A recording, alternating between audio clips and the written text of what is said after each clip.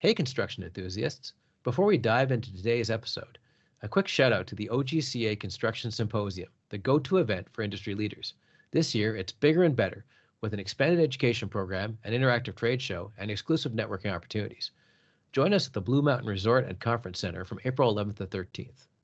Visit ogca.ca for details.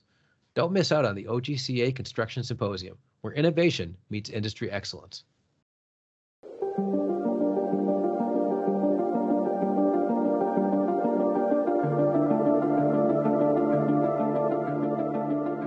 Hello, everyone. Welcome to the Construction Worker Podcast. I'm digital media editor Warren Frey, and with me today I have Brandon Mason.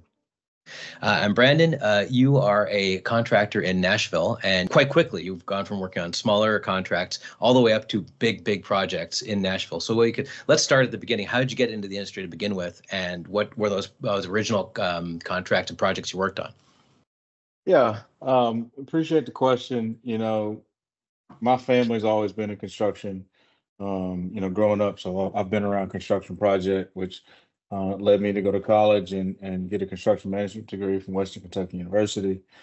Had the opportunity from there to travel with some larger firms doing some larger projects. A max of largest project that I worked on was a $300 million project at the time. To be able to then travel across the United States and Canada and ended up in Nashville. And that's where I settled in and worked for a firm here that allowed me to really get exposure on varying type of projects, from the airport to mixed use to restaurants to hotels to various things, and just got to the point to where my entrepreneur spirit really kicked in, and really wanted to do things on my own and do community impact type projects related to civil and infrastructure type work. So I had the opportunity to open our firm during COVID and get our contractor's license to be able to be operating, about 3-4 years ago. So our first project, the tagline of community impact projects, really, my vision for the company was to be a mid-scale site work and infrastructure contractor. But it really started with a small, less than $10,000 sidewalk project for WeGo Metro Transit. And the project there, it was really just improving a bus stop in an area of Nashville that had various bus stop improvement projects that we worked on. But this one specifically was a bus stop that it had a small retaining wall and was about 20 feet of sidewalk. And at the groundbreaking that we had with WeGo, and there was a local church that sat at that corner. The story was told that a lady named Miss Bernice had been taking that bus stop to get back and forth to church for 20 plus years. And to hear her story and hear how impactful that small sidewalk project was to her, and what it meant to be able to have a covered spot with concrete, be able to utilize to catch the bus to go back and forth to church for various meetings, events, and services, really put a stamp on what that project really meant to really dollar value. Is more than just a dollar value, and finding projects that are impactful to the community and to individuals is what matters. Just so happened infrastructure and mobility and things of that nature became important in Nashville with the growth and the development around town. So we have fortunately been positioned very well to be able to partner with entities like WeGo, the airport, and other private customers around town to really focus on niche-based community impact type projects within infrastructure, site work, and grading. That's what I was going to ask next. Nashville is, I think, one of the biggest expanding cities in the States, as far as I know. People are moving out of the bigger state like New York and LA and coming to Nashville, I think because of tech jobs, and there's other jobs too. Maybe you could speak to how that expansion has fueled what you've been doing. Absolutely. I mean, I think for us, we have really found a niche within the smaller projects. Growth, is been tremendous here in Nashville, and growth has really driven the economic engine for Nashville with people moving here, and the jobs that are provided for tech, healthcare, and tourism and the music industry is a large part of that here. Yeah, which has been there forever, right? So it's been there forever. Healthcare and the music industry has been here forever. I think our convention center,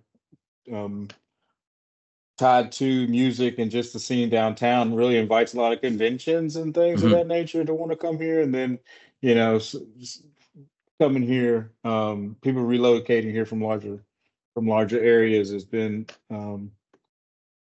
pretty rewarding. Just people want a smaller type town to really raise their family in and have a more tighter knit upbringing with their family. So yeah, it's bode well for us because it has forced us to be able to really focus and hone in on the smaller, more impactful projects for clients to where other contractors are just too busy or don't have the capacity to do some of those smaller impactful projects. So it has bode very well for us, and we're fortunate to be able to have started some relationships with some key entities and individuals to take advantage of some of that work. Now, with any project, there's always challenges, no matter how small or big it is. So, what were some of the challenges you ran into at the beginning? And then you've also worked on historically Black colleges and universities. There's always challenges with each type of project. What are the sort of the challenges with the smaller projects, and what are the challenges with bigger projects like those? Yeah, so what I believe is the materials and construction approaches specifically at its core has not changed, right? I think it's mainly people and the relationships you have with people and clients. Our success has been building those relationships. Early on, Warren, because we were young and I think a part of our us being African American, people were more reluctant to trust us. We talk about that sidewalk project with Miss Bernice and that whole story. We were fortunate enough in WeGo and some of the people there to trust us for the opportunity. Quite frankly, that was the only opportunity we had. We had to be the low bidder, and we bid it competitively and we won it. So that was our opportunity. First of all, we had to have the opportunity to get on the list to even provide a budget, right? A lot of projects, if you hear about them in the paper, somebody's already been awarded. They're gone, yeah, right? Yeah. So our biggest challenge was really building that resume, if you will. And we afforded those opportunity. We go Metro Transit, which, that first project was in North Nashville, which is a predominantly African American community in Nashville. So that, tied back to African Americans. American Baptist College was another historically Black university that we had the opportunity to do some small, kitchen renovation projects. We did some renovation in their dorms and worked on an expansion for them that helped us build and grow our resume. We're doing a project at Tennessee State University, which was a small sidewalk project that was pretty impactful. It's the students there was this pathway behind their bus stop there that people walk through grass just to get to this building, and we poured literally a 30-foot strip, and you'd have thought we built a new hall there. Like it was super impactful to just how people got from that crosswalk to a building. And then Fisk University, which was a WeGo Metro Transit project, but was at a corner of Fisk. And to bring it home for me real quick, my mom was a graduate of Fisk University. So for me to work on a project at Fisk University where she potentially had, walked up and down that sidewalk. We expanded that. It was a 100-year-old brick that we had to expand and make or try to make it similar to the existing. So that was a pretty community impact project, all the way back to just my personal story and the story of who we are. So, um, historically Black university and colleges and has been very impactful to our growth and being able to work in our neighborhoods and for those university. Another project that I failed to mention was we worked on the Meharry Medical College, that one of their lived learning centers. We were able to do sidewalks on that project that tied back to that. So we've been fortunate to have opportunities with local HBCUs and in the African American community to really be really the infrastructure and the foundation for our growth. Now, to get to the National Museum of African American Music, which kind of ties all that together, it's in terms of culture and in terms of the project you're working on. What was your role with it, and what are some of the features of it? Yeah, so that I was fortunate enough to be invited to work on that project from that team. That was one of the, at the time, it was the first project that had an African American entity hire an African American owner's rep that then hired an African American construction group to do the project. So from top down was the African American group.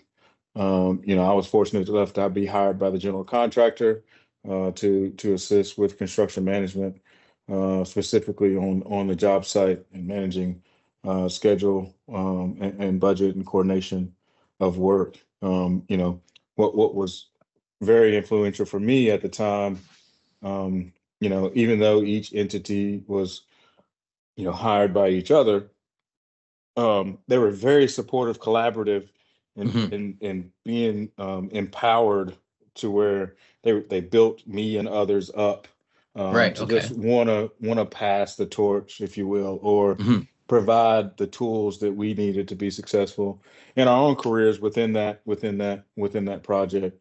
There's a state-of-the-art theater in that place.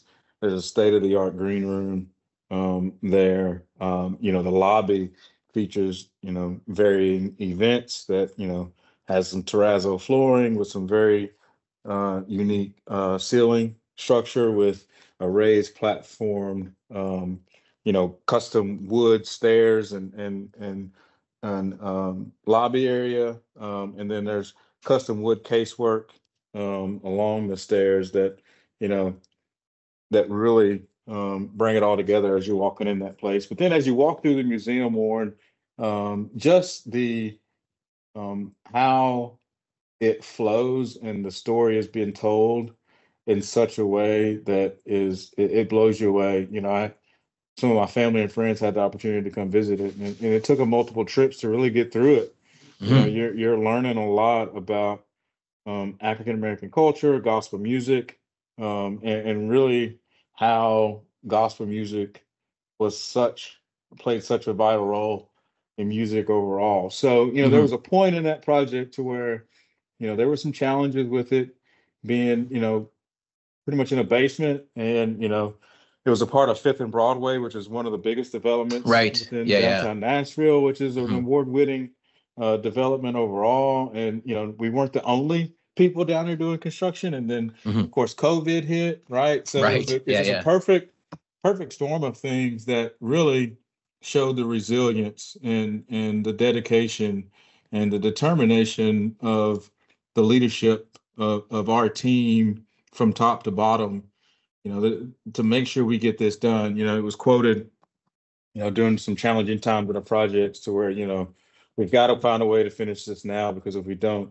it's going to be very difficult to finish it later. So just that kind of mentality, it lives with me now, to where when we have challenges or we are going through things on the project, you just really got to find a way to get those things done. And, before I close the loop there, it's allowed us to have an opportunity to work for the Gospel Music Association to actually build their museum this fall. So, that was a direct referral from our experience and success on that project to come and be invited to build the Gospel Music Association's museum. So, there's just so much history, so much story behind how impactful that project was to my me starting my business and the trajectory of my entrepreneur career and starting my own firm. That it was just invaluable. I was going to ask what's next, but you just told me what's next. So instead, I'm going to take a sort of side trip because we're a Canadian publication. What were some of the things you worked on in Canada? I'm just kind of curious. The minute you said Canada, I'm like, okay, what do you work on then? Yeah, so I had the opportunity to work north of Ontario in Newmarket, or north of Toronto in Newmarket, on a Mars facility. Oh, cool. And we were expanding the Mars chocolate factory up in Newmarket. And one of my I gained some weight in Newmarket only because, prior, a month or two before Halloween, we would get boxes of candy at these meetings, like the Maltesers and just the Mars bars, like they were fresh off of the conveyor belt. And I think we have a rep for Canadian candy being for American friends who asked me to bring it down when I come down there. Oh God, please. If you ever come down, bring me some. But that was the project that I had the opportunity to work on. And a lesson from that project, when you Canadians, here in America, we have, I don't want to beat us up too bad, but, I'll just say Canadians, there was a time where it was snowing and it was a negative 7 or 8 degrees. Yeah. And the steel erectors were out there welding steel in this weather. We're dumb, and they called me, they were like, "Hey, Brandon, we need you to come inspect this steel." And I was like, "Yeah, you got to send me a video because I'm not coming out in that." But I grew up in a very cold place myself, so I completely understand what you're saying. But weather, and it seemed, up there, there's not a lot of excuses to not work, right? And you kind of, with the elements that you have, you kind of have to find ways to get things done outside of the norm. So I love telling the story in our meetings when a subcontractor says, "Well, it's going to be too cold." I'm like, "Well, let me tell you what I experienced a few years ago in Newmarket." And they just look at me like I'm crazy. I'm like, "I know, it's a true story." So I can back you up on that. Yeah, so very impressed with that. But that experience and working around you all's culture and the way that you all do business and how do you all approach work, it has helped me in my career as well. Oh, great. Well, thank you for the kind words towards Canada. And thank you for joining us today. Yeah, no problem.